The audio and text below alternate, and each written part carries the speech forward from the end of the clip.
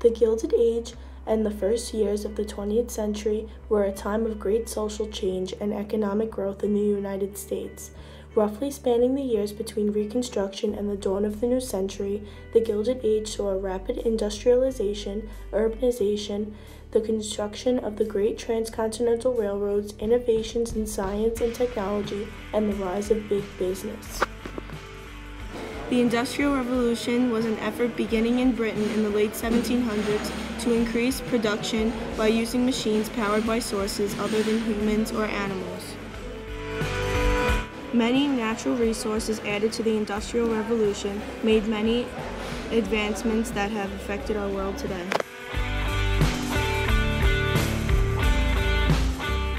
Iron was used to manufacture many products like steam engines, water pipes, and rails. Coal was also a very needed product. It was needed to produce iron and run steam engines. This caused mine production to increase, and England became the world's largest coal-producing country.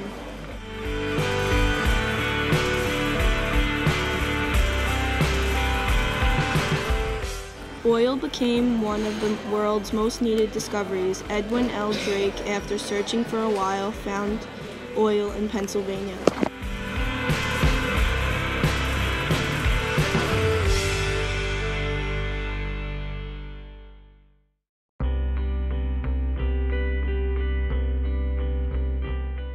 From all of these discoveries came the Transcontinental Railroad, which affected coast-to-coast transportation. Immigrants worked on this to build it quickly and efficiently. The railroad went from coast to coast and was finished after 7 years. This helped to make transportation of goods quicker and cheaper. Jay Gould was a very wealthy railroad developer. He improved many railroads and worked on them for many years, becoming a very wealthy person along the process. Samuel F.B. Morse created the telegraph, which used to send messages. This invention marks the Second Industrial Revolution. Then Henry Bessemer created the Bessemer process, which was a more effective way of making steel.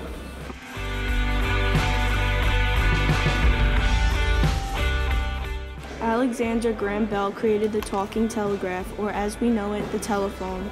It was revolutionized the war of constant communication. Thomas Alva Edison wanted to replace oil lamps and gas lights, so he created the light bulb. This increased home productivity, and the hours of people could work in the factories. In 1776, Adam Smith wrote The Wealth of Nations, which sold all over and established free trade and market. He said the government should promote free trade and allow free market for good labor and goods. Entrepreneurs came out of this era using monopolies, trusts, conglomerates, and holding companies. J.P. Morgan created the Steel Corporation in 1901, which controlled about 60% of the steel business. Henry Ford was an auto manufacturer who came up with the idea of the assembly line. This was a process in which many people had different jobs in the process of manufacturing products. This made goods cheaper in greater amounts than seen before. Now people who were not wealthy would be able to put products which only the wealthy could buy in the past. Andrew Carnegie was one of the most successful business leaders and industrialists. He had a very productive steel plant, and people questioned his motives. He preached the gospel of wealth. John D. Rockefeller created the Standard Oil Company in 1870. With all of the money that he made, he gave over $500 million to charities and institutions that he believed would benefit humanity. He was very dedicated to helping the human race. Urbanization had a great effect on the people's lives. They lived in poor and dangerous conditions, often living in tenements and slums. Tenements were affordable and low cost for the people to live in, but it was poorly sanitized and it wasn't comfortable to live in. Disease spread quickly through the infected water. Since everyone lived so close together in the slums, these variation diseases spread rapidly. People often found themselves to health problems. Working conditions were very poor during the Industrial Revolution. Now that assembly lines were used, thanks to Ford, many people were needed to work in the factories, from small children to adults. Small children were used to do jobs that larger adults were not able to do. They worked very long hours with little pay and were not treated respectfully. If they were injured, they were fired, as they were no longer of any use to the factory. Skyscrapers were made possible from the discovery of the elevator.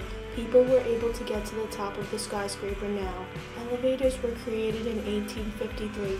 It enabled people to build larger buildings.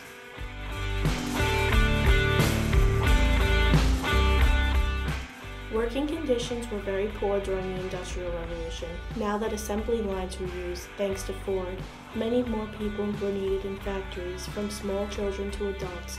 Small children were used to do jobs larger than adults were able to do. They worked very long hours and little pay. Many immigrants came to America between 1856 and 1920s.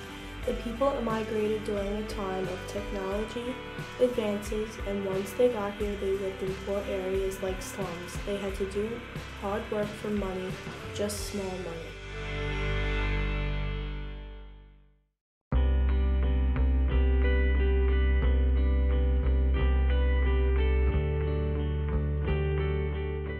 Many natural-born Americans were favored over immigrants, which made it harder for them to find jobs and establish an effective way of living. America was often referred as the melting pot because many different cultures were melted into one. Since so many people had migrated to the U.S., there were various different cultures in one place. They were all mixed together just like a melting pot. Many early reformers came out of this time, like Thomas Nast. He was a cartoonist considered to be the father of American cartoons. Jane Addams, or Hull House, was a social worker, public philosopher, sociologist, author, and leader in women's peace, suffrage, and world peace. These reformers affected society and their views.